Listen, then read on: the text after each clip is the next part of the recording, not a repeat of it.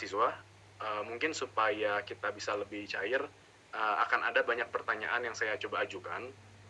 Jadi mohon bantuannya juga aktif mungkin di chat room.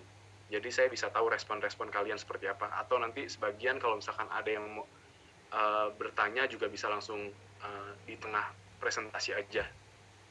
Dipersilahkan jadinya. Jadi kita bisa langsung kayak tanya jawab sih.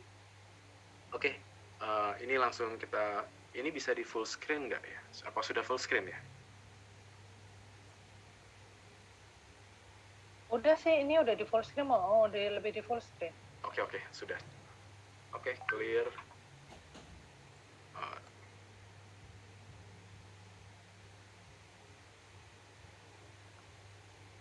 ya, oke. Selamat pagi teman-teman mahasiswa.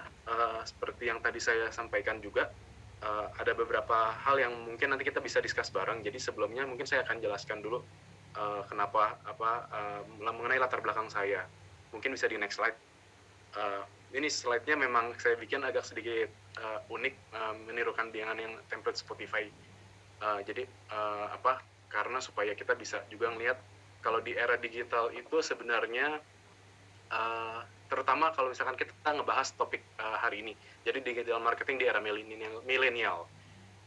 Yang pasti digital marketing di era milenial itu semua serba dinamis, semua serba agile, dan semua serba adaptasinya tinggi. Jadi di situ yang mungkin saya akan jelaskan tidak banyak teori-teori yang saya sharing. Karena apa? Karena di dalam digital marketing sendiri atau di dunia digital sendiri, teori terus berkembang, teori terus berubah.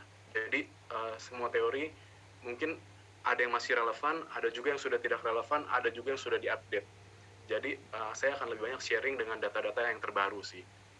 Bisa next-nya? Ya, next slide. Ya, oke. Ini sebelumnya kalau yang mungkin belum kenal saya, nama saya tadi yang sudah Bapak Herman juga sebutkan, Renaldo Kristianto, bisa dipanggil dengan Aldo aja.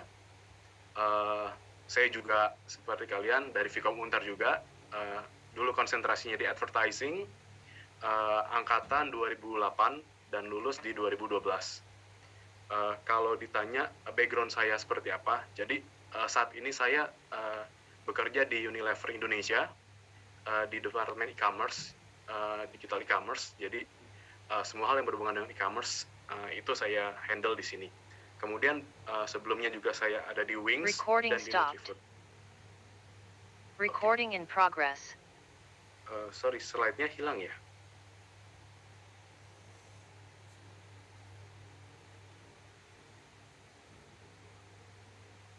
Bu Siska, sorry, slide-nya hilang kah?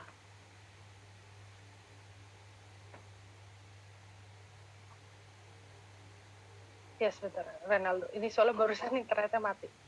Oh, oke.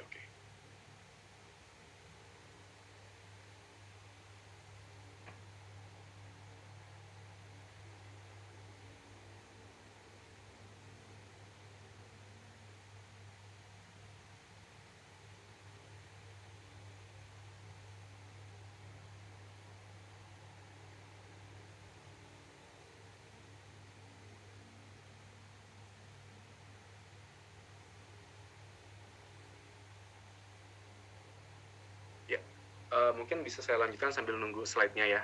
Jadi kalau tadi saya sekarang saat ini di Unilever Indonesia, sebelumnya juga saya sempat di Wings dan juga di Nutrifood. Jadi di tiga perusahaan ini saya bekerja di bidang e-commerce. Jadi yang berhubungan dengan digital commerce, dan juga semua hal yang berkaitan dengan dunia digital. Jadi kurang lebih selama 5 tahun saya berkecimpung di bidang industri e-commerce dan digital sih. Kemudian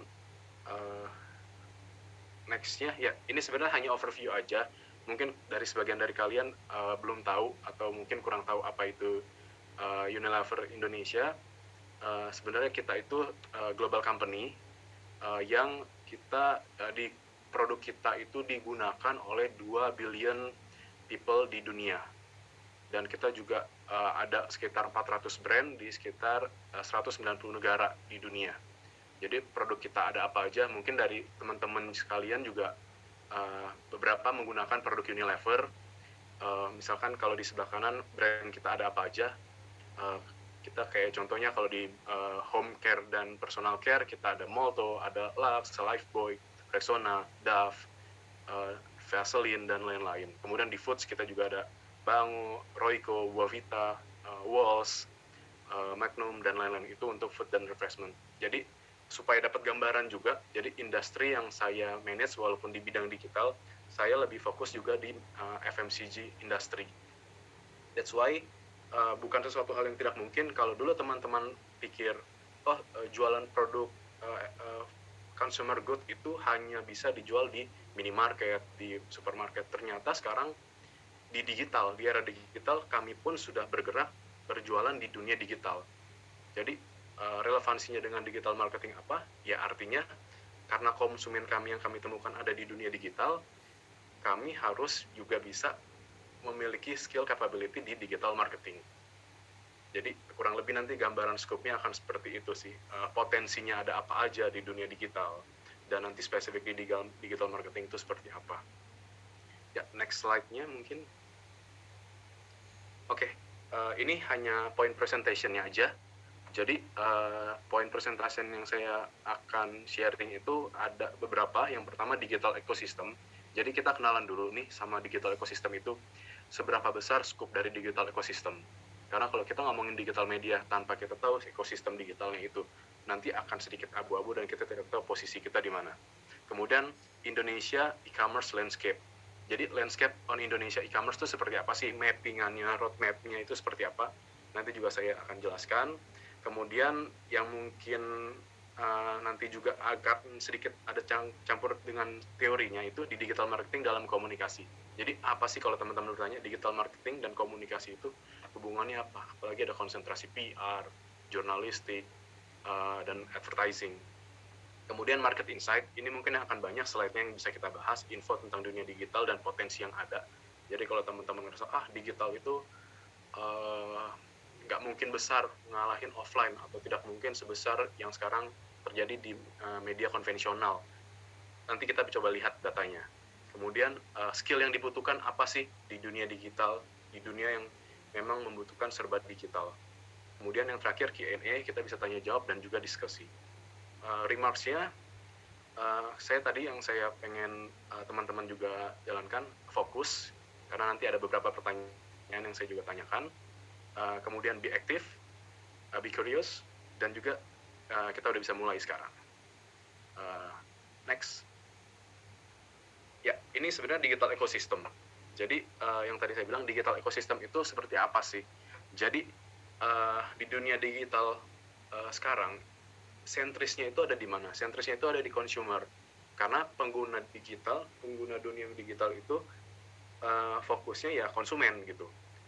Konsumen itu siapa? Kita yang menggunakan semua perangkat digital, baik handphone, desktop, dan lain-lainnya. Jadi semua hal yang ada di ranah konsumen itu yang jadi sentris di dalam dunia digital ekosistem.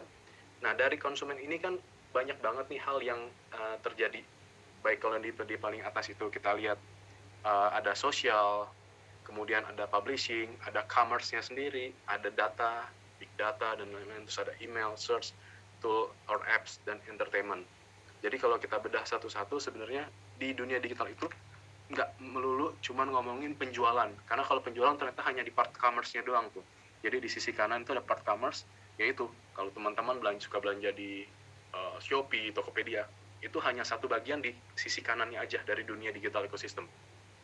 Kalau teman-teman juga sering baca artikel atau sering baca berita Kompas, kompas.com, terus misalkan detik.com, itu kita masukin ke ranah publishing. Kemudian kalau ngomongin sosial, ya baik tadi sosial media, kemudian podcast, kemudian social chat, platform, dan lain-lain, itu ada di ranah sosial. Dan di ranah entertainment, itu juga ada lagi. Misalkan kalau teman-teman sekarang mungkin nontonnya udah jarang di bioskop karena COVID, kita nontonnya misalkan di Netflix, atau di layanan streaming yang lainnya, itu masuk ke ranah entertainment. Dan tools or apps kita juga ada, misalkan di kiri kayak tools on apps. Sorry sebelumnya ya. Kayak sekarang kita ngomong di Zoom dan lain-lain, itu kita juga terbantu dengan tools dan apps-nya kan. Dan juga search yang tidak kalah penting. Teman-teman sekarang kalau mau nyari sesuatu pasti nyarinya di Google, di search engine. Nah itu search yang juga sebenarnya punya ranah sendiri di digital ecosystem. Dan terakhir di email dan data.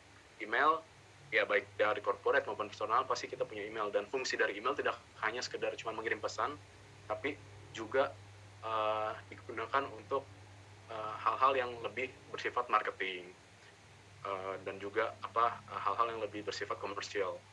Dan terakhir data. Dari semua ini karena di dunia digital itu semuanya bisa diukur, juga ada part di mana data itu punya part sendiri. Jadi part data itu kita kenal yang namanya big data, smart data dan lain-lain. Itu salah satu bagian yang nantinya akan mengelola semua big data yang ada. Karena semua di dunia digital itu pasti punya data, pasti punya measurement, dan pasti punya metrics yang kita bisa ukur. Di mana peran data itu penting. Ya, bisa next. Oke, kemudian ini Indonesia e-commerce landscape. Jadi landscape di Indonesia, kalau tadi kita ngomongin dunia digital secara total, kita ngomongin e-commerce landscape di Indonesia supaya juga teman-teman kebayang, atau mungkin sebagian dari teman-teman juga sudah paham.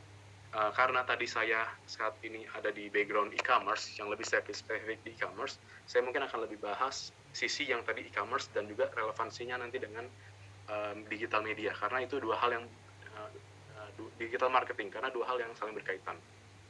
Ya kalau di sini kita bisa lihat kan, karena tadi sentrisnya itu ada di customer, artinya platform yang jadi motor dalam e-commerce atau digital marketing itu pasti ada di part commerce-nya, di mana itu part platform, baik marketplace dan lain-lain. Jadi kalau teman-teman lihat nih, semua retailer, semua commerce itu pindah ke dunia digital. Ada yang memang pure play, yang mainnya di B2B. B2B itu business to business. Ada yang C2C, kayak Shopee, Tokopedia, yang dari seller perorangan bisa jualan juga ke perorangan. Ada yang juga mainstream platform, terus ada juga yang e-retailer bahkan yang dari offline. Nah, kita sebutnya offline kayak Alfamart, kemudian Hypermart, Carrefour, itu juga mereka jualannya di online sekarang. Jadi kita sebut e-retailer. Kemudian ada juga yang penyedia jasa deals, promo. Kemudian di sisi kanan itu ada jasa-jasa kayak yang memang brand yang juga langsung direct punya platform atau punya website sendiri yang langsung berjualan. Baik di masing-masing kategori, fashion, beauty, foods, home living, dan lain-lain. Kemudian di bawah, karena tadi ngomongin masalah data, yang di bawah ini ada nih, kita di Indonesia tuh ada yang disebut market research. Market research-nya ada siapa aja, macam-macam teman-teman bisa lihat. Kemudian ada juga yang consulting, kemudian juga ada e-commerce enabler yang ngebantuin kita juga untuk enabler. Kemudian software support. Kemudian di sisi marketing, kalau teman-teman bisa lihat marketing, banyak banget hal yang bisa dijalanin di dunia digital. Mungkin teman-teman udah familiar dengan Facebook Ads, IG Ads, Google Search, SEO, dan lain-lain. Itu masuknya ke ranah sini. Kalau teman-teman sekarang juga belanja di dunia digital pun juga, payment-nya pun juga sekarang udah bervariasi. Nggak cuma cash atau COD, tapi bisa pakai Shopee Pay, GoPay, dan lain-lain. Mobile wallet itu juga mirip dengan payment. Kemudian logistik, kalau dulu teman-teman datang ke toko, sekarang diantar sama kurir. Itu juga logistik juga banyak ekosistemnya. Kemudian yang juga cukup tinggi di mana yang on-demand delivery, yang kayak Gojek, Grab, mereka punya layanan GoSend, GoFood, dan lain-lain. Karena dimasukin ke on-demand delivery dan fulfillment. Jadi kurang lebih scope-nya ini.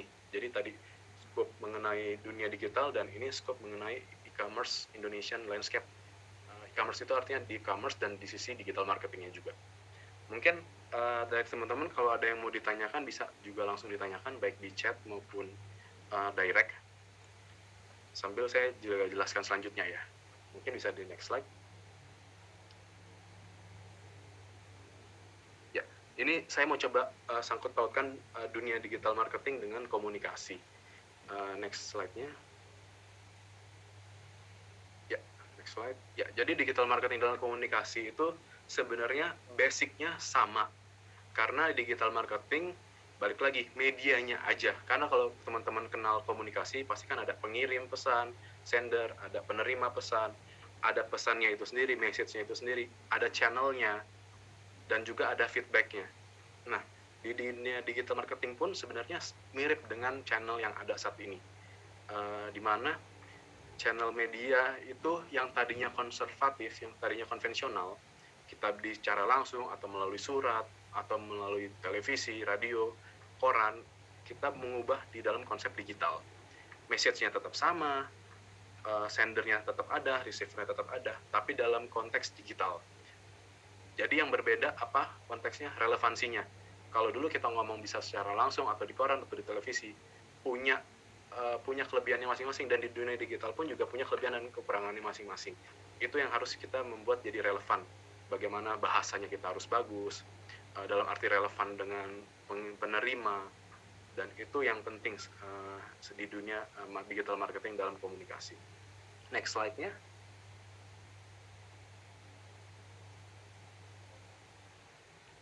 Next slide. Ya, jadi digital marketing itu apa? Kalau kita mau tarik konsepnya, jadi digital marketing tadi dimulai dari berkembangnya dunia digital dan melahirkan media digital. Karena tidak ada digital marketing kalau tidak ada media digital. Perkembangan media digital yang pesat melahirkan kebiasaan baru, jadi digital habit. Kebiasaan baru itu macam-macam, kayak tadi orang sekarang bacanya bukan di koran tapi di apps, orang belanjanya sekarang di apps. Jadi kebiasaan baru itu menuntut orang untuk dapat beradaptasi dan relevan dengan perubahan yang terjadi. Dunia marketing pun, misalkan seperti saya di corporate, atau misalkan nanti ada di kampus atau nanti di pemerintahan, dunia marketing pun tidak luput dari perubahan ini, sehingga kita juga harus dituntut beradaptasi dengan lahirnya digital marketing.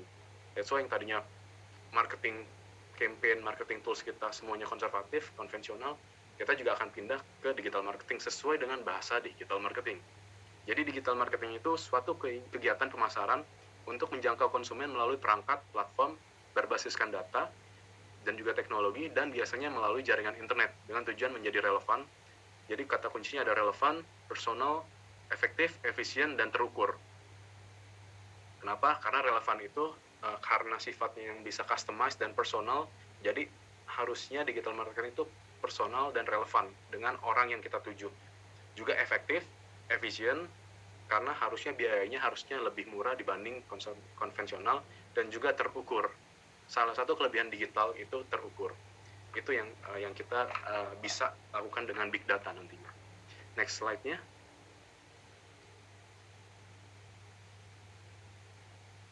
Ya, ini market insight yang saya mau sharing ke teman-teman. Jadi siapa tahu juga bisa melihat perspektif baru dari segi insight yang ada.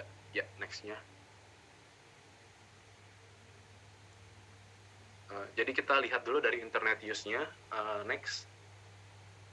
Jadi balik lagi, karena ngomongin digital marketing, artinya kita melihat potensi. Potensinya apa? Potensi market. Karena kan kita ngomong digital marketing, marketing yang ada di dunia digital. Nggak akan jauh kemana-mana kalau marketnya tidak potensial dan sizable. Dan kalau kita lihat di Indonesia sendiri, seberapa besar sih digital market di Indonesia? Itu very very huge market. Jadi kalau kita lihat data di 2021 awal tahun aja, total populasi Indonesia itu ada 274,9 juta. Dengan tingkat urbanisasi, artinya orang yang di kota itu sekitar 57%, yang jadi primary market dibanding secondary market ya. Secondary market yang ada di desa, tapi yang lebih mudah menggrab marketnya di primary. Kemudian mobile connection kita bahkan melebihi jumlah populasi kita. Artinya satu orang bisa memiliki 2 handphone sekaligus. Jadi populasinya 125% dari populasi yang ada. Internet usernya juga kita pengguna user internet juga hampir lebih dari 200 juta orang, or 73,7% populasi. Aktif di social media users itu 170 juta. Jadi 61% populasi Indonesia. Ini angka yang sangat besar dibandingkan dengan tetangga kita di ASEAN, dan kita secara populasi ini juga masuk ke top 5. Jadi teman-teman nggak kaget kalau misalkan di Twitter, di TikTok, trending kita tuh bisa langsung masuk ke trending global. Karena apa? Populasi kita, market kita tinggi. Next slide.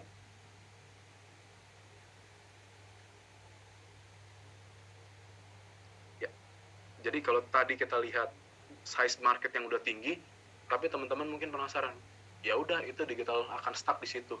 Tapi ternyata enggak. Apalagi kalau kemarin kita lihat ada pandemi, di mana digital marketing itu jadi berakselerate lebih tinggi lagi. digital world itu akan berakselerasi lebih tinggi lagi, dimana kayak sekarang tadinya kita belajar dengan tatap muka, sekarang dengan dunia digital, bantuan laptop, bantuan internet. Jadi kalau dilihat growth-nya itu significantly.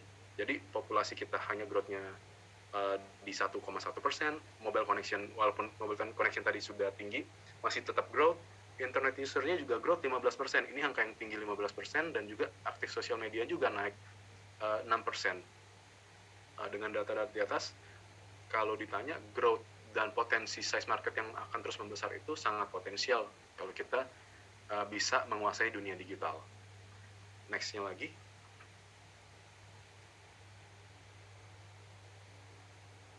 Ya, ini populasi by age group. Jadi kalau tadi digital dunia marketing digital marketing di era milenial. Artinya era milenial itu siapa sih? Era milenial itu kan seangkatan saya, itu milenial. Kemudian nggak tahu teman-teman di sini apakah milenial atau masuk ke generasi di bawahnya milenial nih. Jadi kalau kita lihat populasi di digital ini tadi dari populasi Indonesia 274, populasi yang umurnya 13 tahun ke atas itu 77,5%, minus hanya sekitar 23% yang masih di bawah 13 tahun. Kalau populasinya kita kecilkan lagi yang usia produktif 18 tahun sampai ke atas itu 69%. Kemudian kalau kita kecilkan lagi, sempitkan lagi populasinya yang dianggap bisa melek digital dari 16 tahun sampai 64 tahun, itu populasinya ada di 66,2% atau 181,9 miliar. Artinya ini angka yang besar dan juga potensi marketnya juga besar. Next slide-nya lagi. Ya, ini device owner. Ini lanjutan yang tadi. Ini saya mungkin akan jelaskan secara singkat. Jadi semua device owners itu kita juga tinggi. Artinya melek digital dan melek device-nya kita tuh di populasi kita tuh sangat tinggi. Jadi mobile phone-nya hampir 98%, smartphone kita juga 98%. Jadi mostly semua orang pakai smartphone sekarang. Kemudian yang non smart, kemudian yang laptop, tablet, TV digital, game dan lain-lain itu tinggi. Jadi semuanya masih sangat besar market digital marketnya itu. Next-nya lagi. Nah, ini yang menarik. Jadi orang Indonesia ini mungkin juga teman-teman kalau bisa berkaca kepada dirinya sendiri, mungkin nggak tahu nih apakah data ini akurat atau bahkan yang dari versi teman-teman bahkan lebih setelah era pandemi. Jadi spending kita melihat internet itu, menggunakan internet itu sehari kurang lebih itu daily time-nya itu di 8 jam, bahkan sampai 9 jam. Kemudian watching di streaming itu sekitar 2-3 jam. Kemudian using social media itu 3 jam. Mungkin kalau menurut saya bahkan lebih, nggak mungkin 3 jam sih. Mungkin bisa 4, bahkan sampai 5 jam sehari. Kemudian untuk spending media, kayak kompas.com, detik.com itu 1,5 jam. Kemudian musik streaming itu bisa sampai 1,5 jam juga. Kemudian radio atau broadcast radio 33 menit. Kemudian podcast juga 44 menit. Dan juga main game nih lebih dari 1 jam. Jadi spending kita pun juga sebenarnya daily time spend-nya kita pun juga tinggi. Artinya orang banyak banget dan rutin masuk ke dunia internet. Balik lagi, kita ngeliat potensi market. Artinya dengan data yang ini, market tinggi. Ada yang bertanya, sorry tadi? Oke, kalau nggak ada bisa next slide ya. Ya, ini overview internet user, mirip dengan yang tadi. Jadi total number internet tadi 200 million, di dalam situ 73% populasi Indonesia. Annual change number internet user, kemudian average daily-nya di 8 jam, 8 bahkan 9 jam. Kemudian user internet di mobile phone-nya, smartphone di 96%. Ini data yang tadi sih rekapannya. Next-nya. Ya, ini online content activity. Jadi kita ngapain aja sih biasanya? Pertama watch video, online videos. Jadi mungkin teman-teman nonton di YouTube, Netflix, dan lain-lain, itu masuk ke sini. Kemudian nonton juga vlog yang lebih ringan ya, durasi lebih singkat.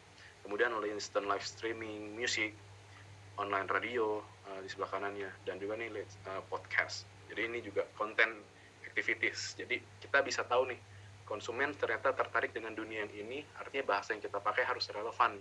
Harusnya kita bisa mengikuti di mana poin-poin touch pointnya konsumen di Indonesia. Nextnya, social media user. Ya, ini kita akan ngebedah dari sisi social media users. Jadi kalau tadi udah spesifik, kalau tadi kita ngomongin internet secara globalnya, kita ngeliat sekarang social media use. Jadi tadi total number of active social media user di Indonesia itu juga gede, 170 juta orang. Social media users dalam persentase total populasi itu di 61%. Ini angka yang cukup besar, baik secara quantity maupun quality. Kemudian annual change in the number of social media user itu plus 6,3%, jadi kurang lebih 10 juta orang. Number of social media itu, jadi number of social media users accessing via mobile phone. Jadi yang pakai mobile phone itu ada di 168, hampir semua pakainya di sosial media. Karena kalau kita lihat tadi 170, terus yang menggunakan sosial media 168, artinya hampir semua aksesnya via mobile phones. Kemudian percentage of social media yang mobile itu 99,1%, jadi tinggi banget. Next lagi, mungkin saya bisa slide lebih cepat lagi. Nah, ini social media advertising sih. Jadi kalau teman-teman yang memang mau lihat spesifik, lebih dalam audience advertising profile-nya seperti apa, yang seperti ini. Jadi bisa dilihat ya teman-teman, usia pengguna sosial media itu yang paling besar tuh di umur 18 sampai 24 dan 25 sampai 34. Itu usia yang memang jadi potensial, dan ini usia milenial. Jadi usia teman-teman milenial itu pasti akan ada di range di 18 sampai di 34. Dan nanti generasi setelah milenial, generasi Z itu mulai muncul tuh nanti. Itu yang juga akan kelanjutan dari generasi millennials. Next-nya. Ya, ini sosial media yang paling banyak digunakan apa? Dari usia yang tadi 16 sampai 64 tahun. Ternyata YouTube itu paling tinggi penggunaannya. That's why kenapa banyak YouTuber sekarang jadi jadi profesional YouTuber lah. Karena kenapa? Karena ternyata dunia YouTube itu besar, luas, dan juga uang yang dihasilkan di YouTube pun tinggi. Kemudian juga WhatsApp, karena kita menggunakan WhatsApp sehari-hari, Instagram, Facebook, Twitter, kemudian Facebook Messenger, Line, kemudian LinkedIn, dan TikTok, dan sampai ke bawah lagi masih banyak lagi. Next-nya.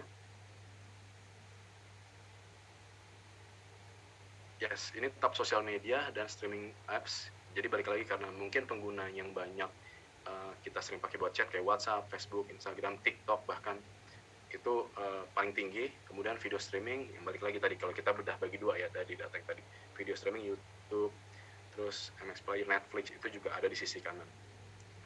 Next-nya.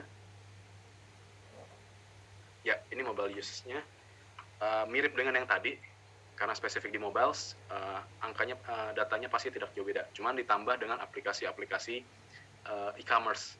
Jadi kalau tadi ada WhatsApp, Facebook, Instagram, di bawahnya udah ada Shopee, Tokopedia, Gojek, mungkin kalau kita turun lagi nanti ada Grab. Kemudian kalau di sisi kanan, ya balik lagi, kalau sekarang anak-anak kecil ditanya cita-citanya mau jadi apa, mau jadi gamer, karena itu sudah common juga gitu, karena gamer pun mulai jadi productivity juga. Jadi Mobile Legend, terus PUBG Mobile, semuanya itu juga ternyata membuat kontribusi internet itu tinggi. Next-nya lagi. Kalau ini yang download. Nah, karena sekarang eranya mungkin udah bukan era Instagram, apalagi era Facebook, sekarang mungkin era TikTok.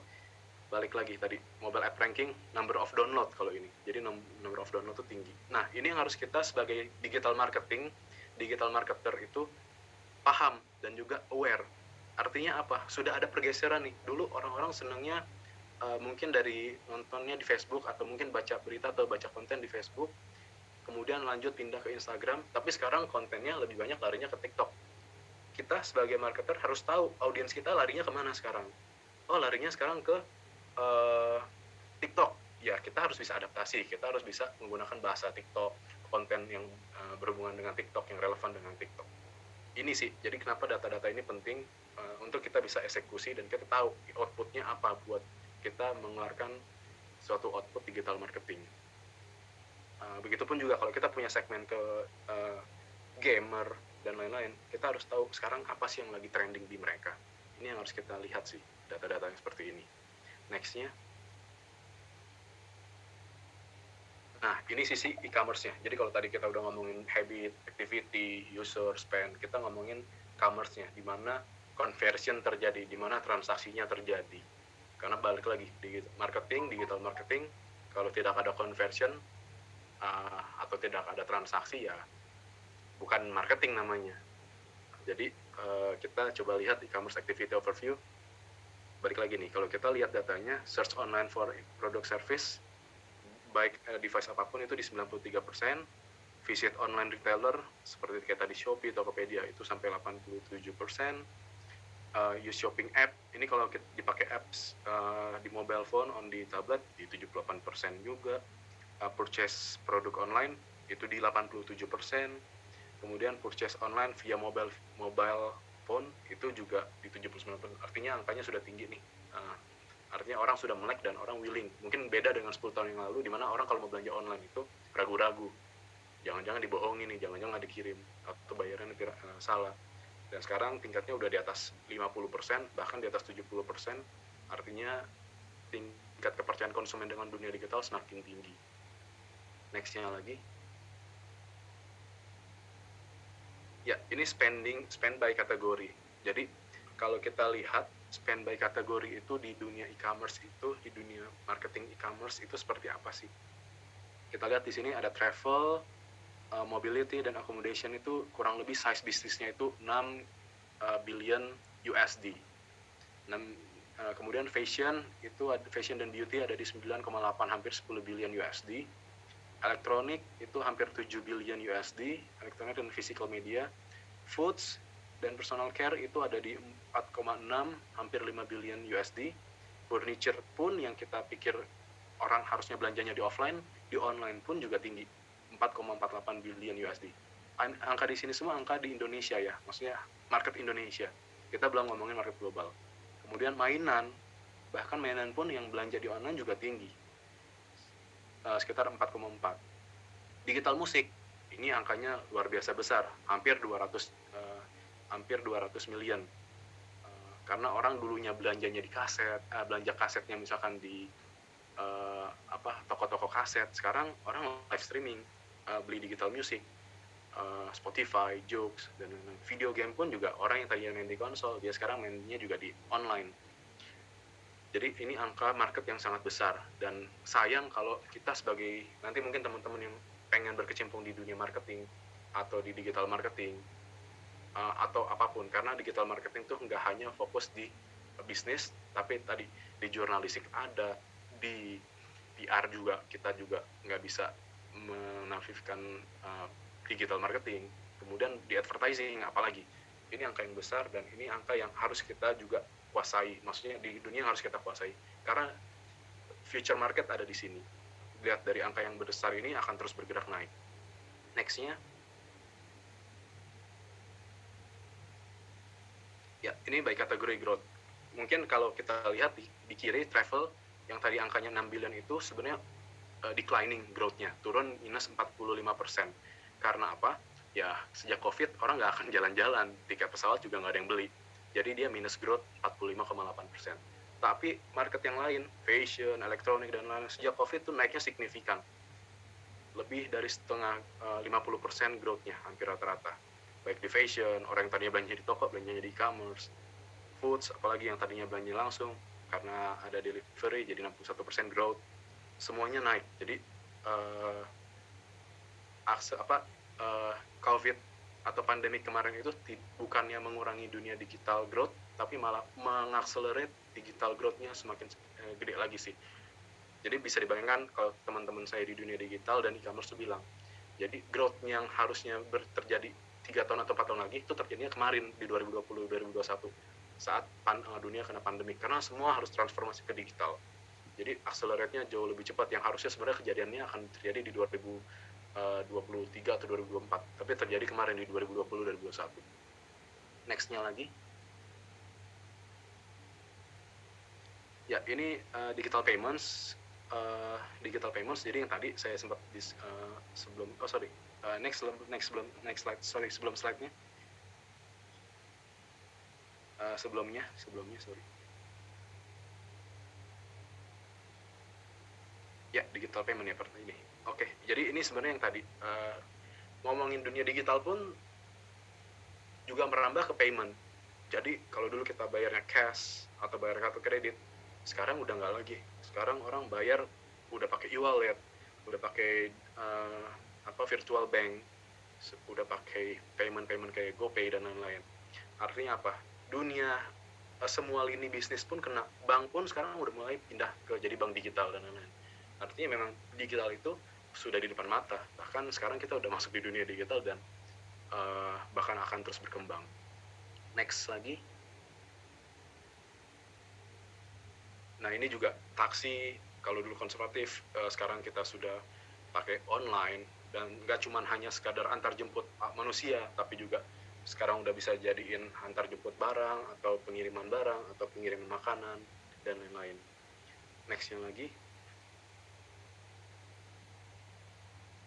Ya ini tadi, online food delivery pun juga significantly growth. Jadi semua lini, semua bisnis pasti akan berubah ke digital. That's why perlunya orang-orang di dunia digital marketing. Kompetensinya harus kita siapkan, skillnya apa aja harus kita siapkan, capability-nya juga harus kita siapkan sebagai talent. Next-nya. Ya, ini ngomong digital marketing. Next-nya. Ya, jadi ini lebih ke lihat source. Jadi kalau kita sebagai orang digital marketing, kalau teman-teman mengandaikan diri kalian sebagai orang digital marketing, baik di advertising, baik di jurnalistik, baik di PR, kalian sebagai orang-orang yang sekarang harus berhadapan dengan digital market. Ya kalian harus bisa lihat sekarang orang-orang adanya di mana sih, dan orang-orang mencari brand kalian atau mencari produk kalian itu di mana. Yang pasti kita bisa lihat yang pertama ada di search engine, kemudian ads di sosial media kayak FB ads, IG ads, atau TikTok ads, kemudian recommendation on comment from social media, kemudian brand atau produk website, kemudian consumer review di website. Baru mulai tuh media-media konservatif baru mulai di bawah, media-media konvensional nggak di bawah, baru di iklan TV, word of mouth, itu mulai turun. Yang mungkin dulu 10 tahun lalu waktu saya belajar di Vcom, mungkin ini masih di top of mind, masih di atas. Iklan TV masih nomor 1, radio nomor 2. Sekarang udah berubah, semuanya di online semua. Baru media-media konvensional ada di bawah. Next-nya. Ya, jadi ini primary channels for brand research. Jadi kalau tadi orang menemukan brand kita di mana, atau produk kita di mana, kalau sekarang orang mau research brand kita di mana sih, mau cari tahu lebih produk kita di mana, masih search engine. That's why kenapa ada SEO, SEM. Kita mau optimize supaya produk kita tampil prima di search engine. Kemudian social network, consumer review, produk and brand website, mobile apps. Jadi balik lagi, orang sekarang research-nya juga di digital. Semua dia browsing di digital, starting dari search engine dan lain-lain. Next.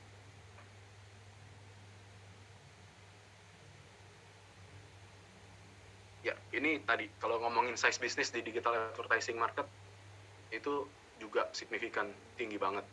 Jadi total digital spend di 2020 di 1,4, kemudian digital search ad juga tinggi. Sorry ini keblok ya. Jadi angka-angka ini terus bergerak naik sih. Next-nya. Ini juga value growth. Jadi growth-nya kalau kita lihat tuh di atas 5% semua. Di atas rata-rata pertumbuhan ekonomi nasional lah. Kalau kita ngomongin sedikit ekonomi makro. Jadi growth di saat bisa dibayangkan ya teman-teman, di saat pandemik itu semua lini bisnis itu mengalami minus growth.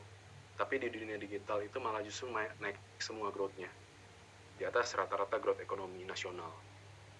Ya, next lagi.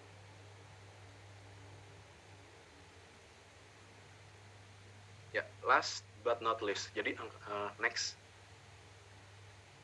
Jadi angka-angka tadi, matrix-matrix tadi itu nggak akan berguna kalau kita nggak bisa create excellent content. Karena balik lagi di dunia digital semuanya serba konten ngomonginnya. Karena kan balik lagi kalau di dunia digital banyak hal yang tidak bisa kita dapatkan yang ada kita dapatkan di dunia fisik.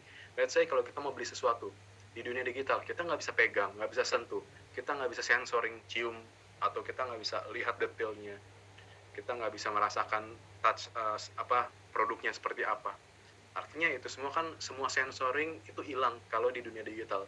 Tapi cara menggantikannya apa? Kita harus create excellent content. Jadi tanpa konten bagus, semua data tadi, semua matrix tadi, semua indikator tadi, SEO, SEM itu tidak ada gunanya. Jadi balik lagi, di dunia, terutama di Vcom ya, baik di PR, advertising, jurnalistik, kita kan diajarkan untuk kreatif. Tadi salah satu core point Vcom ada creativity, dan itu yang harusnya kita perkuat sih. Jadi excellent content itu harus bisa kita bikin sebagai nanti orang-orang yang akan menghadapi, talent-talent yang akan menghadapi dunia digital yang semakin berkembang. Excellent content itu apa sih poin-poinnya? Ini memang tidak ada teorinya, tapi yang biasanya kami lakukan itu pertama relevan dengan audiens. Bahasa kita harus sesuai dengan bahasa audiens. Kalau ngomong audiensnya yang mana? Tergantung audiens yang kalian tuju apa. Kalau kalian kejarnya audiens yang sudah sedikit misalkan usianya lebih tinggi, bahasa kalian harus sesuai. Karena balik lagi tadi, digital itu harus profilnya harus customized dan harus personalized. Jadi bahasa kita harus bisa mengikuti audiens kita. Kemudian relevan juga dengan medianya. Jangan sampai kita ngomongin ngomongin sesuatu hal yang untuk usianya yang lebih mature, mainnya di TikTok. Atau kita mau bikin produk kita, misalkan produk yang bagus, misalkan perbankan, tapi kita jualannya misalkan udah di media yang nggak relevan.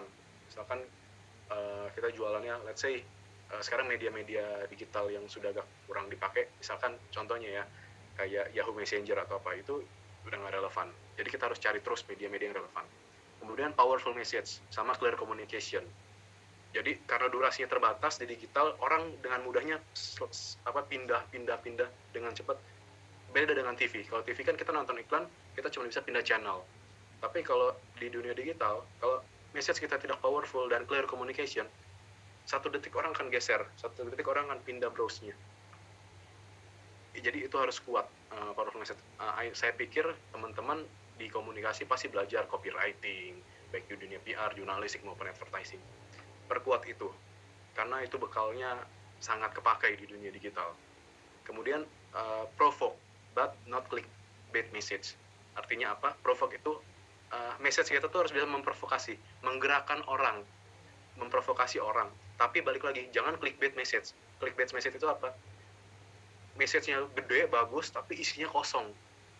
Jadi provoke itu baik headline, isi, maupun direction-nya harus clear, bisa memprovok orang. Kemudian fokus on specific target. Jadi kalau dibilang target itu ada apa aja, kita ngomongnya funnel, ada upper, middle, lower. Ini bukan economic standard, tapi ini lebih ke cara kita berkomunikasi sebagai marketer, sebagai di dunia marketing. Kalau ngomongin upper, artinya kita nggak mau ngomongin hard selling, kita lebih soft selling.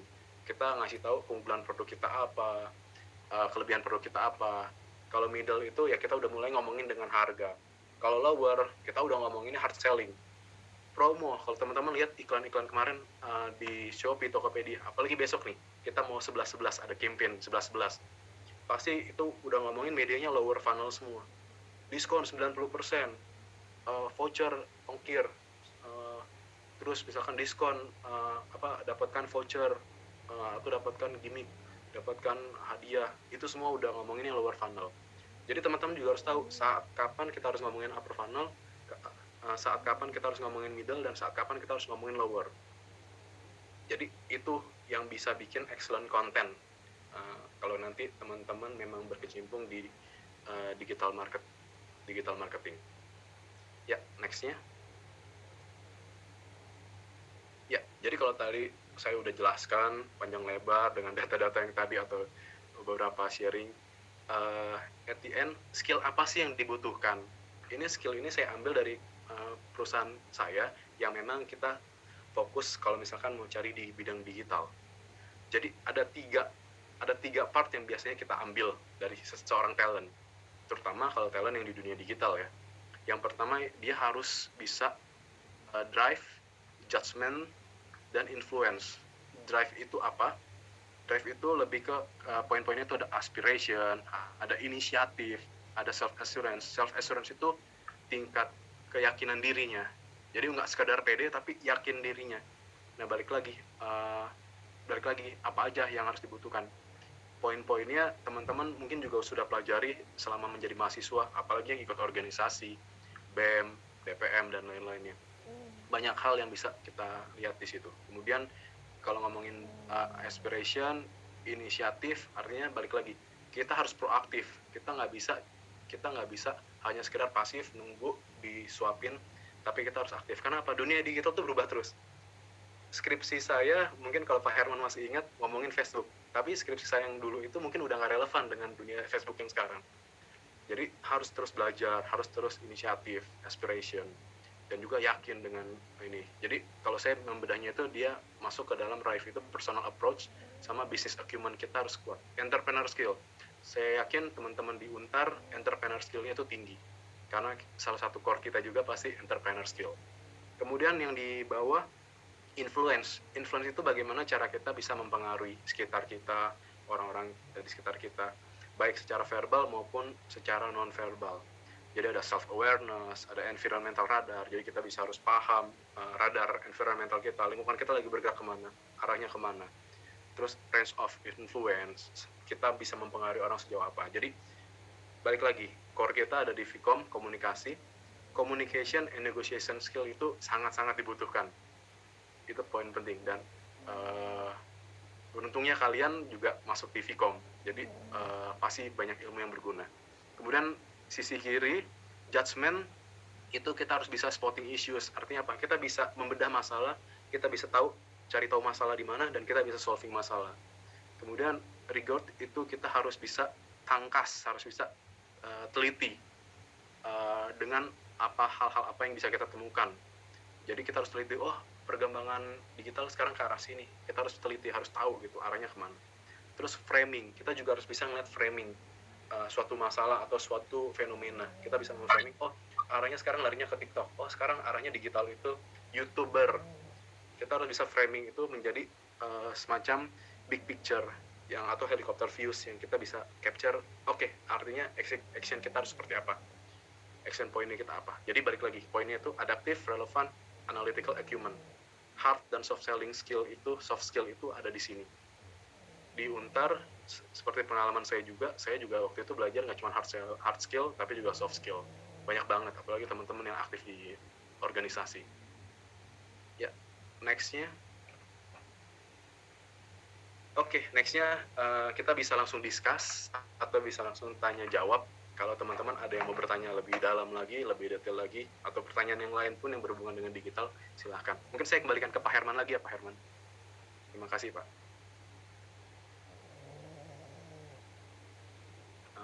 Pak Herman seperti masih di mute ya, Pak?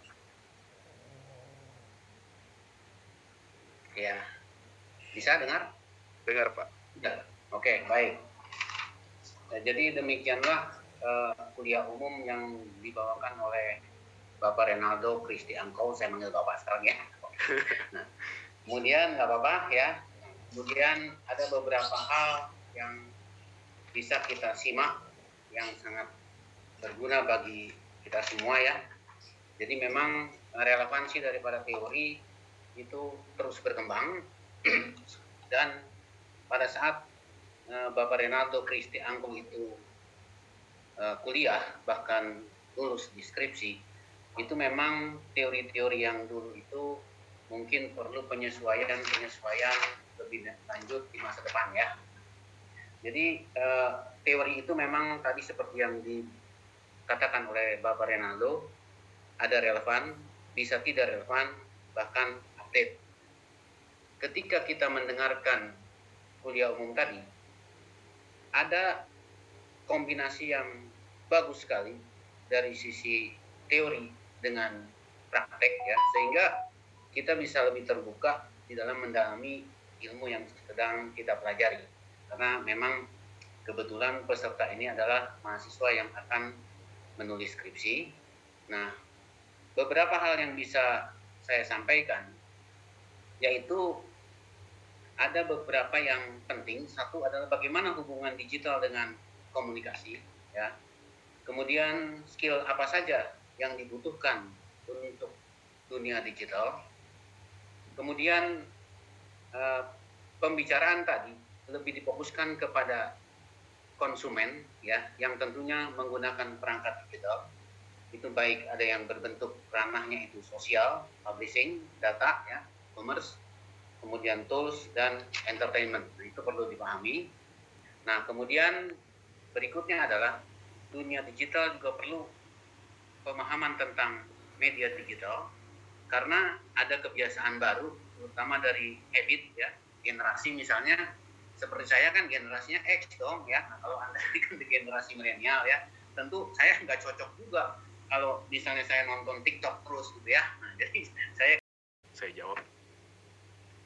Nggak apa-apa, cukup. Terima kasih. Oke, terima kasih. Kemudian Kimberly ingin bertanya, menurut saya dari seluruh matriks CTR, CPC, ROAS, dan lain-lain yang ada, matriks apa yang harus diperhatikan dan penting? Wow, ini Kimberly kalau boleh tahu sekarang sudah berkecimpung di dunia digital kah? Karena matriks-matriksnya sudah paham sepertinya. Aku udah pernah kerja as a digital marketing specialist for 6 bulan Di mana? di agency. Oh, oke. Agency, digital agency ya berarti? Yes. Yes. I think kalau ditanya matriks ini yang mana yang harus diperhatikan dan penting? Tergantung jawabannya. Tergantung apa objektifnya. Karena tadi message-nya kita yang mau kita bawa apa, objektifnya apa. Let's say kalau misalkan saya sebagai karena masing-masing matriks itu punya kepentingan dan punya fungsinya masing-masing. Kalau saya mungkin sebagai marketer dan juga di sisi commerce, saya mungkin akan lihat ROAS dan conversion rate. Kalau mungkin Kimberly juga kenal namanya conversion rate, itu artinya dari 100 orang yang belanja, dari 100 orang yang datang visit, yang belanja berapa orang. Kalau misalkan yang belanja cuma 3 orang, artinya conversion rate-nya 3%. Kalau yang belanja 10 orang, artinya conversion rate-nya 10%. Jadi kalau saya sebagai marketer dan di dunia commerce, saya pasti akan lihat ROAS. ROAS itu kan return of investment-nya kita, return of asset. Jadi kita juga harus tahu berapa, jadi dengan $1 yang saya spending akan balik berapa. Akan balik misalkan dengan $5, artinya ROAS saya sekitar 20%. Jadi kalau saya seperti itu. Jadi ROAS dan conversion rate itu yang saya lebih lihat. Tapi mungkin kalau teman-teman yang lebih fokusnya di advertising dan melihatnya reach, misalkan saya nggak butuh conversion karena konten saya itu upper funnel ya tadi, cuman pengenalan produk, tidak ada conversion. CTR, CPC itu kan akan yang bisa kita lihat. Artinya banyak orang yang tertarik untuk mengklik konten kita. Jadi balik lagi, depend on objektifnya dan komunikasinya kita, mau upper funnel, middle funnel, atau lower funnel. Seperti itu sih, Kimberly. Oke, thank you. Oke, thank you. Kemudian Arianto, saya ingin bertanya, menurut Anda apakah selama ini semuanya dikuasai oleh media sosial atau software berupa aplikasi pengerjaan misalnya seperti tools? Nah, terima kasih. Arianto, sorry, pertanyaannya boleh lebih spesifik, maksudnya kamu itu aplikasi pekerjaan itu contohnya toolsnya apa?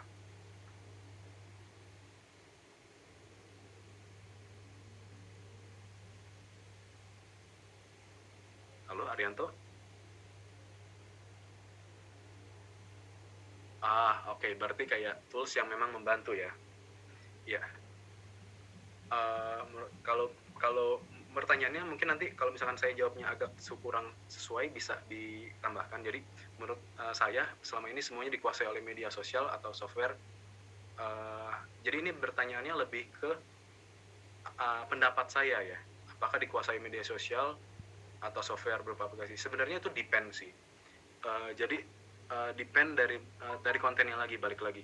Jadi balik lagi, semua kalau misalkan aplikasi yang bersifatnya membantu pasti sifatnya membantu, seperti kayak software kayak Canva itu kan buat kita ngedesain atau buat kita uh, memudahkan pengerjaan output kita.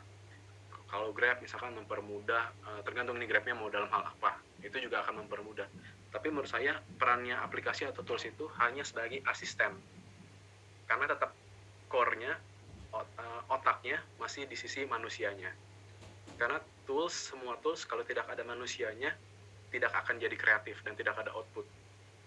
Jadi harus kombinasi sih. Jadi antara people-nya, antara sumber daya manusianya, dan juga supporting-nya, si tools-nya ini.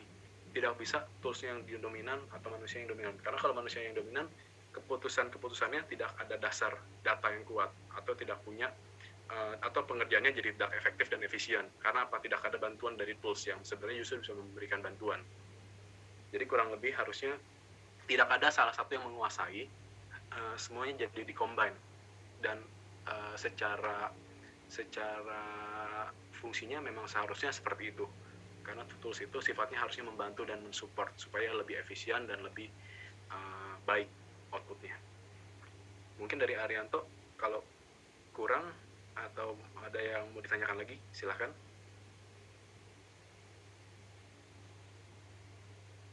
Oke, terima kasih. Teman-teman yang lain, apakah ada yang ingin ditanyakan lagi? Oh ya, saya lupa. Kemarin saya juga sempat discuss dengan Bu Siska. Nanti saya akan coba pilih 2 pertanyaan terbaik. 2 pertanyaan terbaik, nanti akan saya berikan reward. Rewardnya apa? Karena sekarang kita nggak tatap muka langsung, jadi mungkin rewardnya akan dalam bentuk virtual atau dalam bentuk online juga, digital juga. Nanti saya akan share saldo, terserah mau dari saldo GoPay atau saldo OVO atau saldo Grab. Jadi buat penanya yang terbaik, saya akan pilih 3 penanya terbaik, masing-masing akan saya share nominalnya 50.000 untuk 3 orang. Jadi masing-masing juara 1, 2, 3 akan saya pilih, saya akan share 50.000 voucher, saldo GoPay. Boleh nggak Pak Herman? Boleh. Oke, karena supaya ada motivasi mahasiswa. Iya, karena saya nggak bisa kasih hampers kan, karena online. Oke. Mungkin ada Hiburan lagi yang... ya? Kenapa Pak Herman? Sorry. Buat hiburan lah itu mahasiswa. Iya.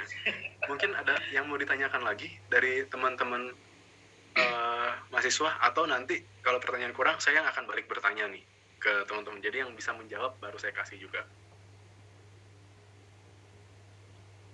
Nah, ini deh Renaldo, saya coba panci pertanyaan ya buat teman-teman ya. Mungkin gini, sebenarnya kalau sekarang mungkin kalau Renaldo berdasarkan dari lulus S1.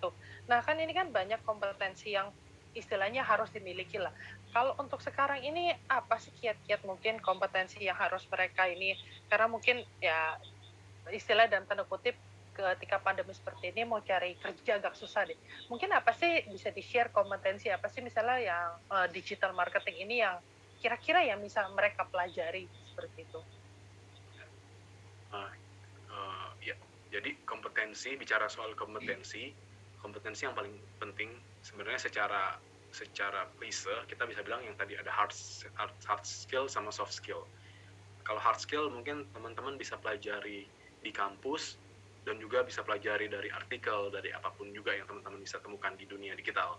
Tapi kalau dari soft skill, sebenarnya yang tadi sempat saya tulis, plus mungkin leadership itu penting, karena itu nanti mempengaruhi tingkat kepercayaan diri kita, dan juga tadi inisiatif kita, dan juga kemauan kita untuk terus belajar sih.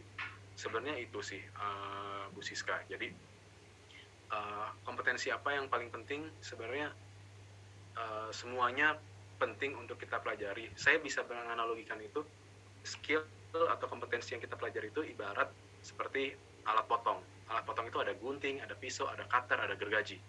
Semakin lengkap kita punya alat potong, akan semakin bagus buat kita dalam menghadapi tantangan.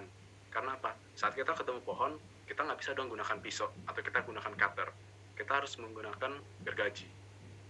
Tapi saat kita ketemu masalah dalam bentuk kertas, kita nggak bisa gunakan gergaji untuk motong kertas itu. Kepotong bisa, tapi tidak akan rapi. Jadi kompetensi yang dibutuhkan yang tadi.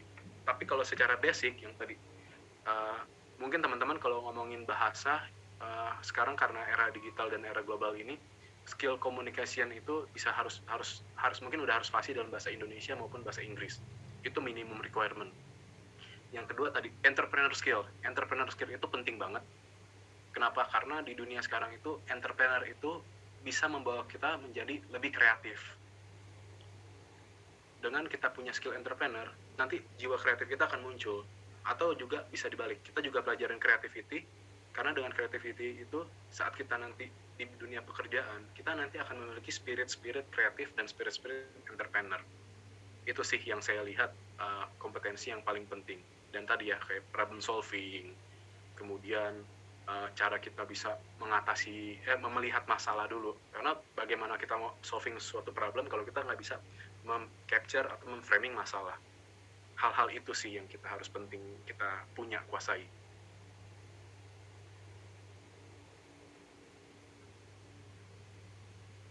Itu aja Bu Siska.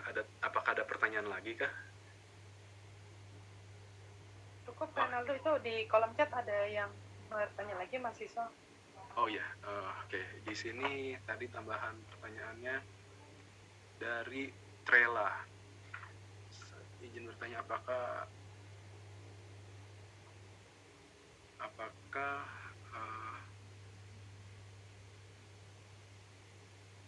sih kalau saya buat gitu?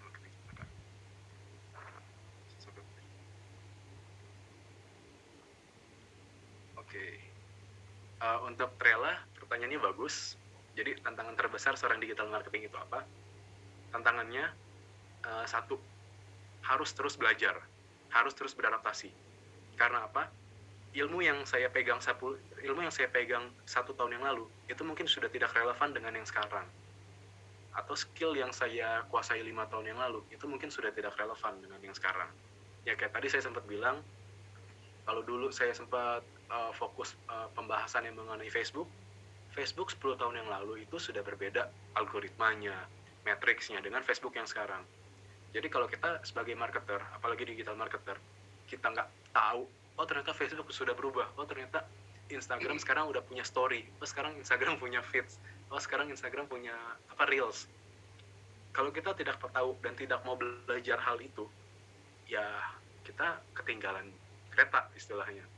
Jadi tantangan terbesar seorang digital marketer yaitu harus belajar, harus adaptasi, dan harus terus update dirinya. Itu yang paling penting. Pernah nggak mengalami pressure yang berat dari pekerjaan dan bagaimana kakak bisa survive menghadapi pressure? Ya balik lagi, kalau pressure pasti pernah. Di pekerjaan apapun saya rasa semuanya pasti akan ada pressure masing-masing.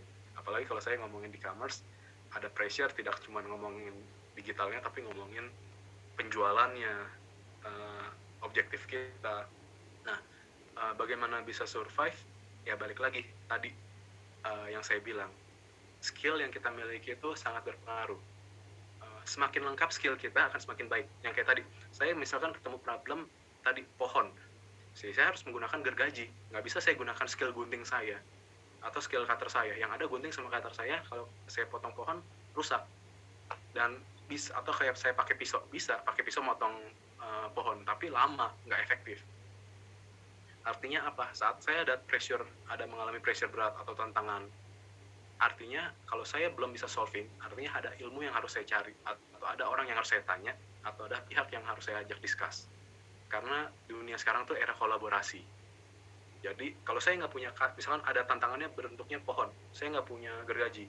Pilihannya dua, saya harus punya gergaji itu dengan cara belajar, atau saya pinjam dengan orang yang sudah punya gergaji.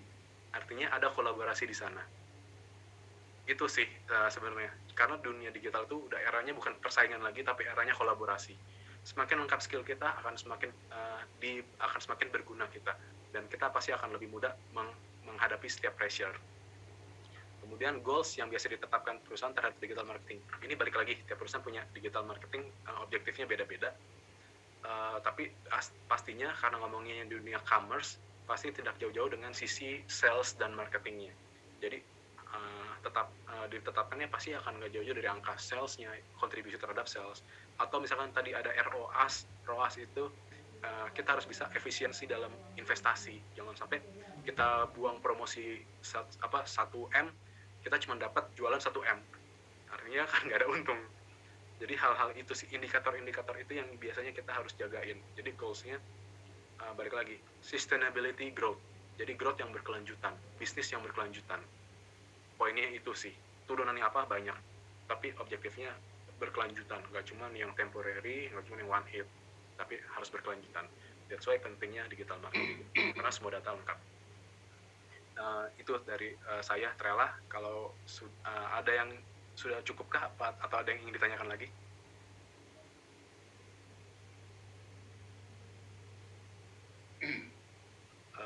Lalu Trella? Oke, sudah cukup ya. Oke, lanjutnya Janice. Janice, menurut kakak secara personal lebih pilih produk goods content atau viral content? Mana yang akan lebih sustain dan lebih impactful ke target pasar? Oke, ini juga menarik pertanyaannya. Produk goods content atau viral content?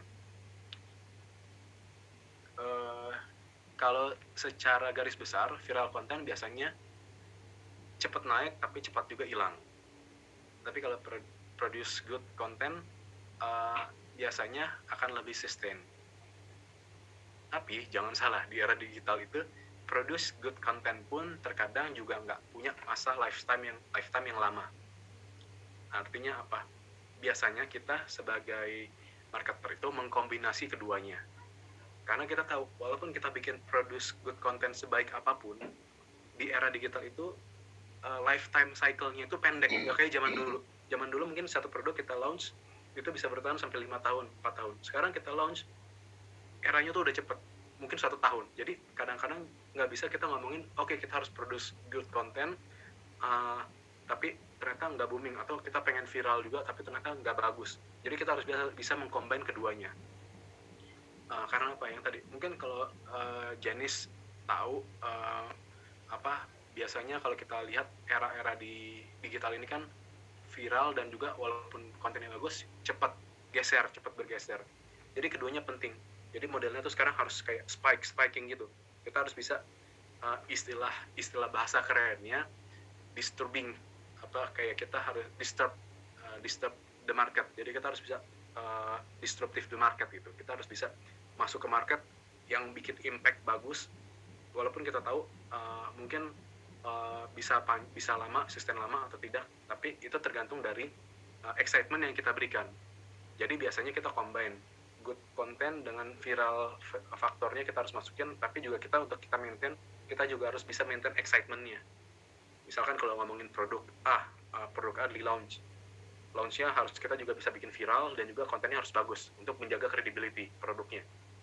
Tapi karena kita tahu life cycle produk itu akan pendek di era sekarang, setiap berapa bulan atau mungkin sebulan sekali kita bikin excitement yang baru, kita keluarin varian yang baru, atau kita tambahin KOL, atau kita bikin gimmick, atau kita bikin eksklusif hadiahnya. Jadi yang semacam itu sih yang kita bisa lakukan. Jadi kombinasi yang paling bagus untuk saat ini, karena nggak bisa menaifkan viral itu sekarang penting, tapi good content itu bagus untuk credibility-nya kita. Jadi nggak boleh sembarangan. Cukup menjawabkah, Janice?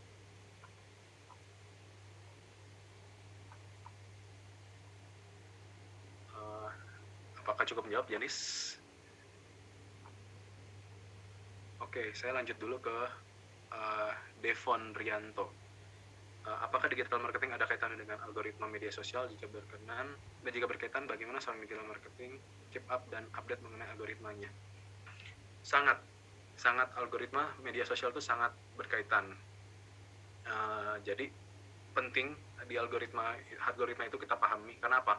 Tadi kan kalau ngomongin SEO, search engine optimization, SEM, kita harus objektifnya apa? Objektifnya saat orang search, let's say misalkan kalau saya, karena saya punya produk shampoo di perusahaan saya pengen saat orang nyari misalkan shampoo anti ketombe di Google atau shampoo anti ketombe di search engine apapun, yang akan muncul produk saya dulu. Artinya apa? Saya harus tahu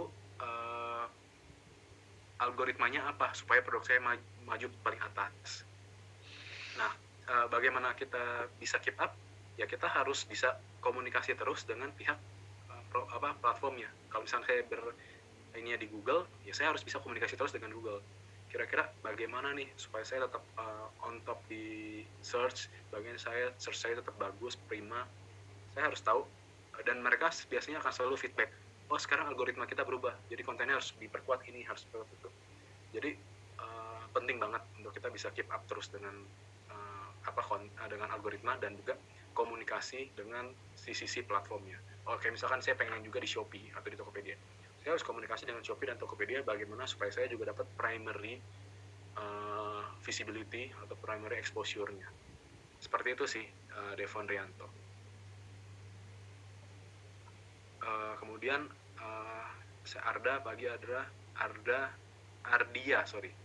Ardia Retno mau bertanya, dalam job desk digital marketing terdiri dari content marketing, social media marketing, serta SEO.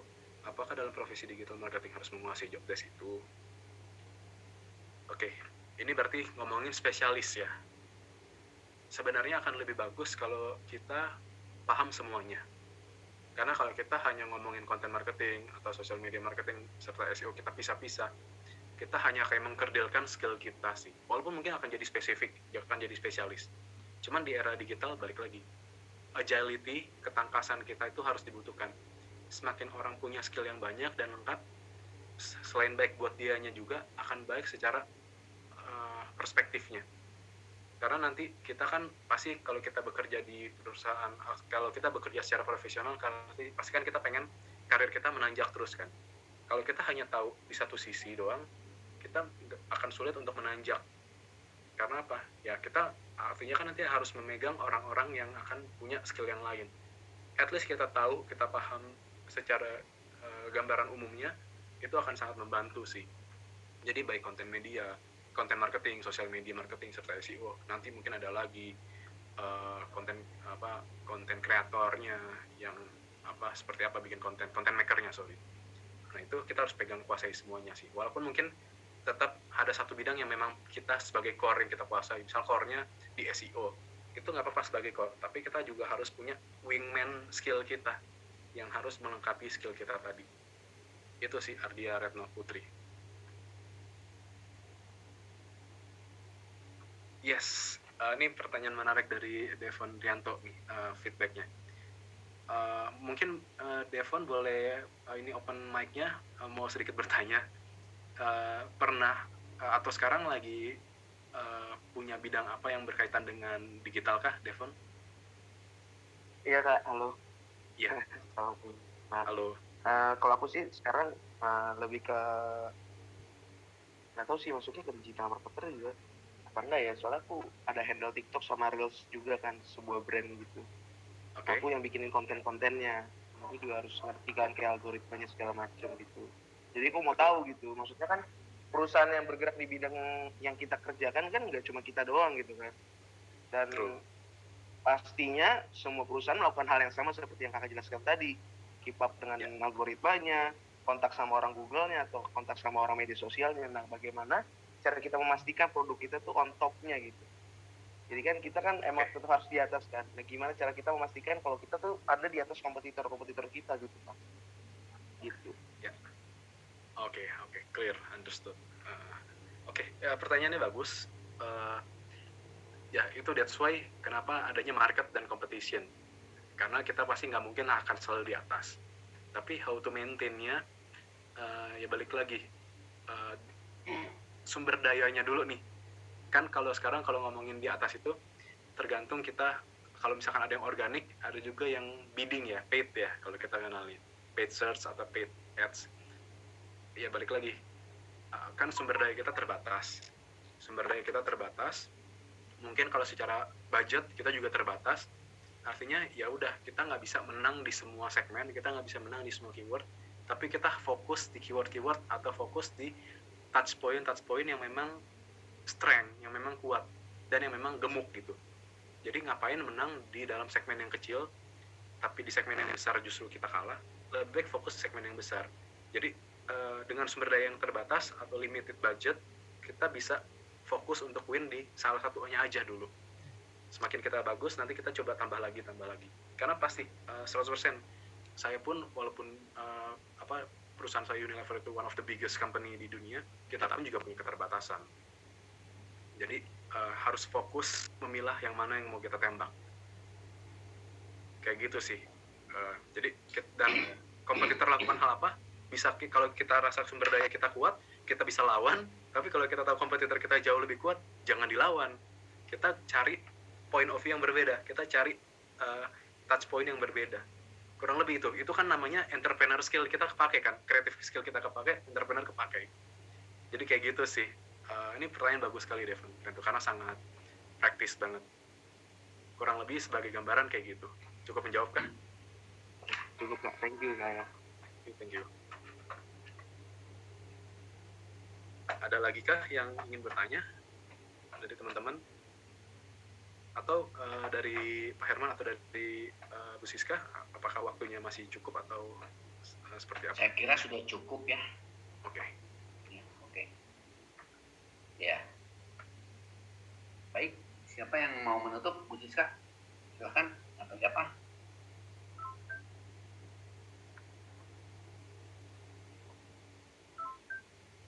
Halo Bu Siska, gimana acaranya? Bisa ditutup?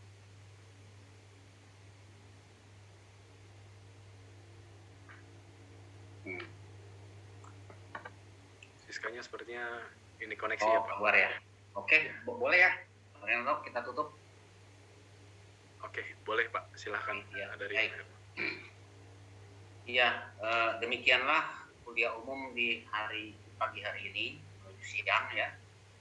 Saya pertama-tama ucapan terima kasih dulu ya kepada para pimpinan Pikom yang telah memberikan izin penggunaan Zoom di acara kuliah umum ini, kemudian juga atas kehadiran dosen-dosen kalau ada ya, dan juga Bu